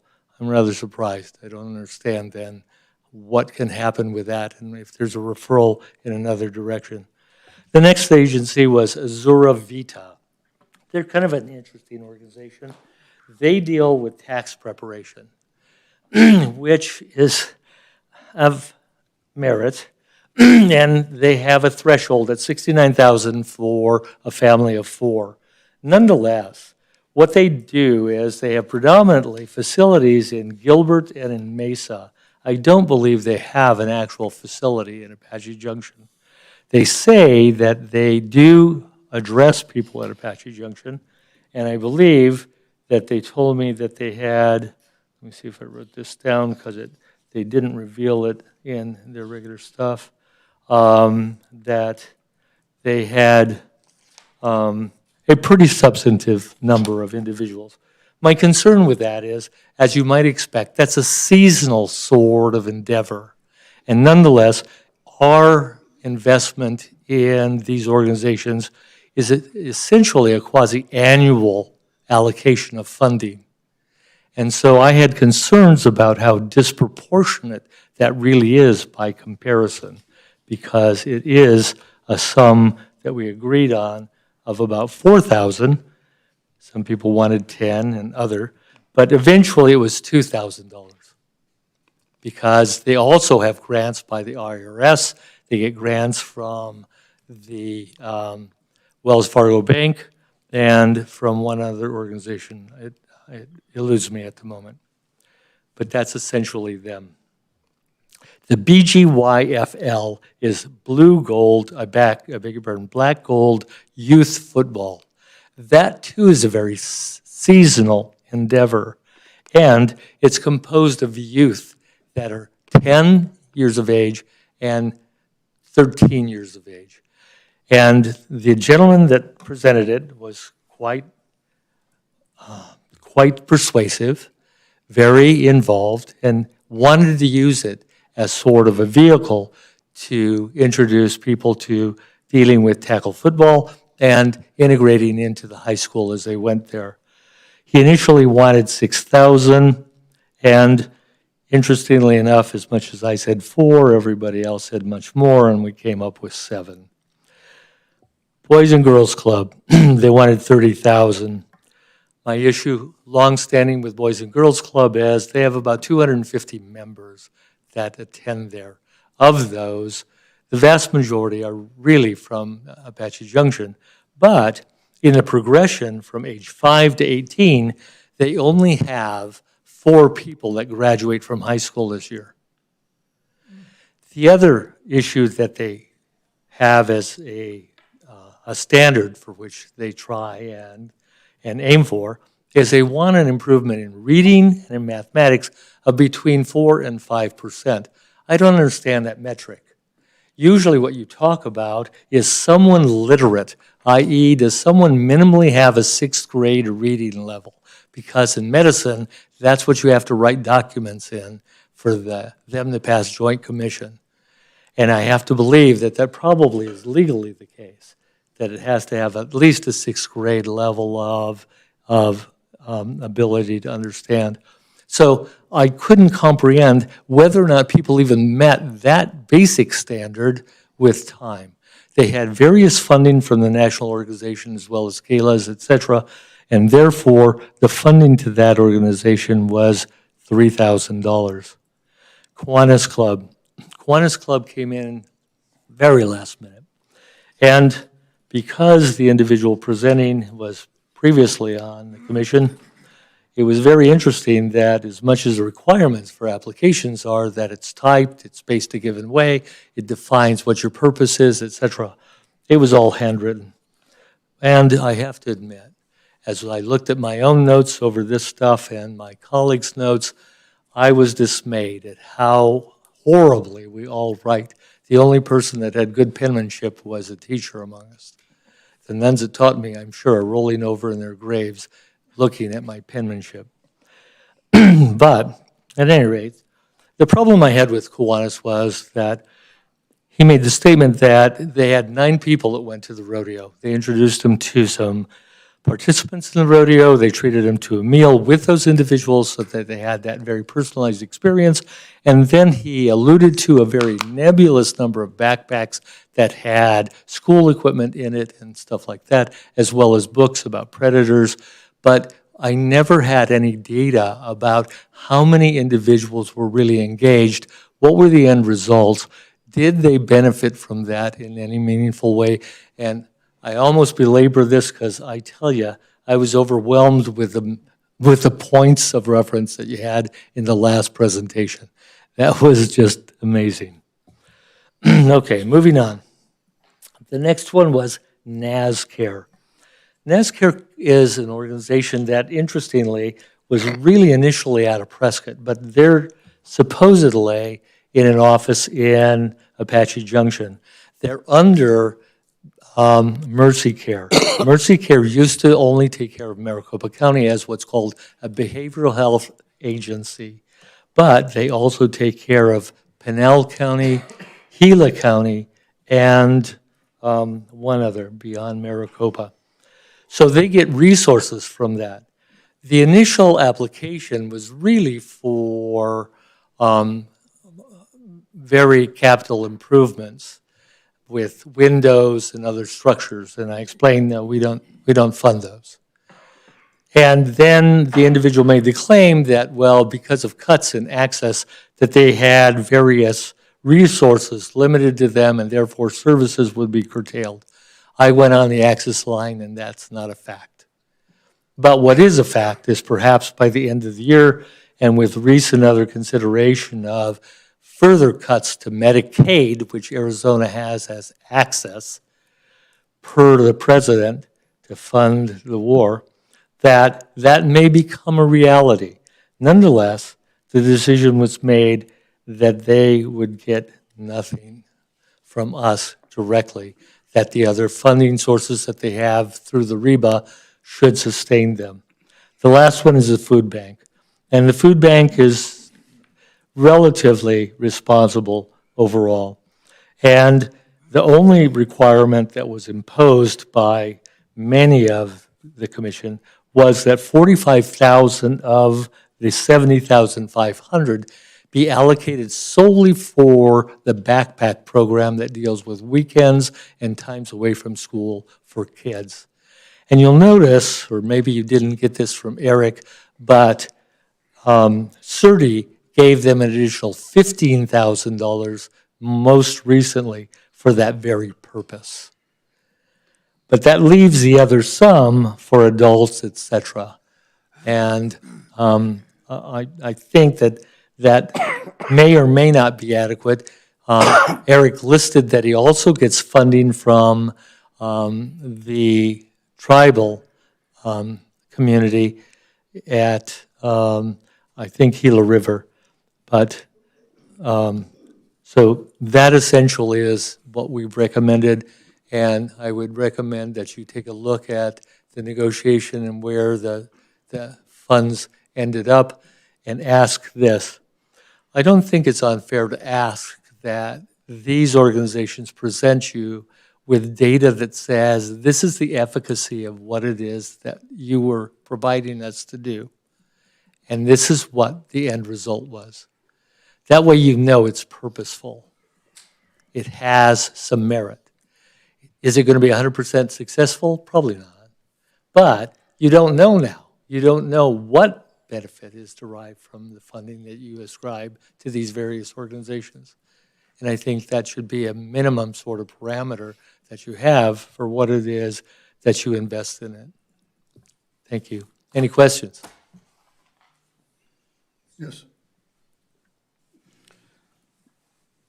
Got an email just earlier this evening regarding the Boys and Girls Club Gala.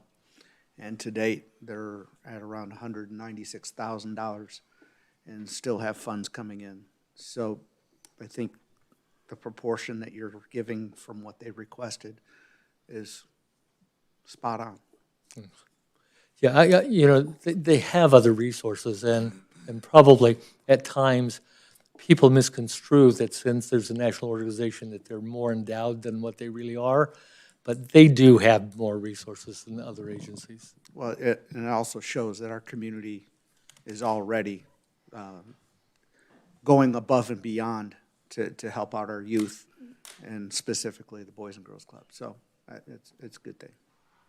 As well as yours. Yeah.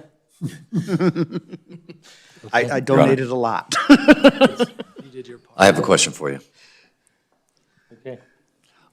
Just out of curiosity, the Boys and Girls Youth Football League, or the Black and Gold Youth Football League? Yeah. Is that in any way splintered to AJUSD? I beg your pardon? Is that in any way to the school district? That's You know, when the gentleman presented it, he implied that there were no resources for those age groups and that the high school was really struggling recruiting teams because not enough people were engaged in the sport and wanted to continue it. But I took him at his word. I don't really know. okay. And another curiosity question: the gentleman who spoke for the Kiwanis, do you remember his name? Yeah, I do. Could you tell me? I can. His name is Mitchell. Okay. Yeah, yeah.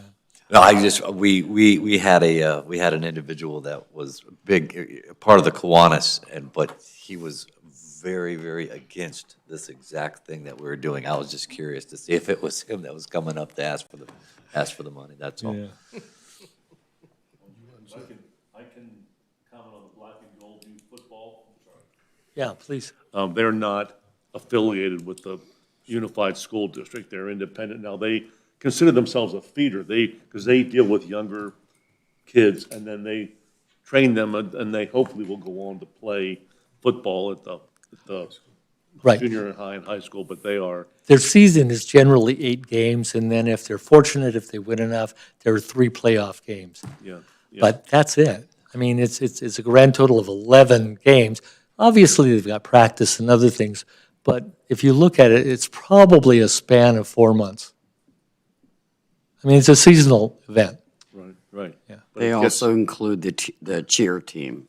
Right, but in it that gets. organization. I know because I've had to back some of the kids that couldn't afford to do Right. it because there is nothing out there for them. If they don't get funds through this, these parents have to come up with everything. Absolutely, and that was the gentleman's position. He was actually an individual who, because his parents had limited resources, that was why he became very invested in this issue. Right? It has merit. I mean, it really does. The dilemma is that it is limited in scope, and when we fund essentially on an annual basis, and this is not. That's all. Yeah, don't get me wrong. I'm not against giving these kids I was just curious to see if they were. Didn't take it that way. So which ones again did you say that you didn't get real good information from? Several of them, to be honest. I mean, Yeah. when you look at the applications they had, there used to be a provision within them that said, what are you going to do with this and how are you going to measure its efficacy? And for the longest while, I had this ongoing little banter with one organization because I said, I'll give you actually what it is that you can tell us because that's an appropriate measure of efficacy to what you do. And they've employed that for the most part. So it's been beneficial in that way. But they don't tell me how many of those interventions they've done. So I don't know whether or not they've done 5 or they've done 20 or what have you. And I think that's important for you all to know as well. It's absolutely important because if we're going to give money out, I want to give money out that is, we know what it's going for, what it's being used for, and what the outcomes are. Right. Because if we don't do that, they can spend this money on anything and we're not going to know. Correct. They can go put new windows in their building after we give it to them. And we already said we don't want to do infrastructure. So, yeah, I have an issue with that. Yeah, I concur. I think that ought to be, excuse me, well-defined, and as part of their quarterly report, they talk about their progress on meeting those goals. Yep. Okay. Yeah, I think one was that NASCAR, they were originally, it looks like they were requesting $62,000, and Right. it was for renovations to their office or whatever. So, yeah, I think Brian's right. I know you folks know that. We don't fund bricks and mortar like that. It's not designed for that, so. Absolutely. Yep, thank you. Yeah. And I'm always a big fan of the food bank because I think they do make a difference, especially in the at-risk people. If we can help alleviate a food cost, they can stay in their apartments or their homes.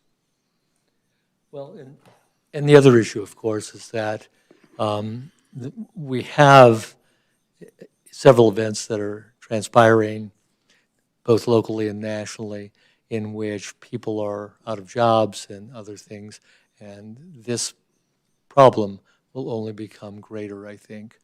And so it really is a real need. Thank you for your hard work. Oh, you're welcome, thank you. And bringing up the points of, we got to do a better job of finding out how they're using this money, and they need to report it to us in the future. Your Honor, if I can make a statement. Sure. Each nonprofit is required to submit quarterly reporting to us, and administratively in the clerk's office, we do monitor that. We have rejected their funding if they haven't stuck with the exact specifics that they said they were going to pay. Okay, so we are, We are. getting reports, okay. We are, yes. Okay, I'm going to say enjoy your other activities that you plan to move on to. Absolutely, Ireland And I will should be be a right real be- delight. And I will be right behind you, starting to do my own, too. Good for you. Thank you. All right, I'm going to adjourn this meeting. Thank you.